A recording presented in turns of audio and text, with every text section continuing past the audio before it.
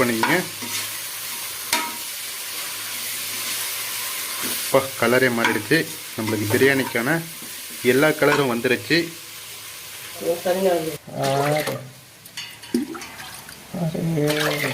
இப்போ நம்ம வந்து தண்ணி வந்து எவ்வளோ எடுக்கிறோன்னா மொத்தம் 7.5 டம்ளர் எடுத்திருக்கோம். வந்து 3 டம்ளர் அரிசி எடுத்திருக்கோம்.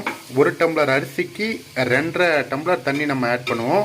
3 டம்ளர் நம்ம அரிசி எடுத்துருக்கிறதுனால இப்போ 7.5 டம்ளர் தண்ணி வந்து நம்ம ஊற்றிருக்கோம். பாருங்கள், இதில் 7.5 டம்ளர் தண்ணி இருக்குது. 1 2 3 4 5 6 7 பாருங்கள், கரெக்டாக 7.5 டம்ளர் தண்ணி நம்ம ஆட் பண்ணியிருக்கோம். இப்போ நல்லா மிக்ஸ் பண்ணிக்கோங்க.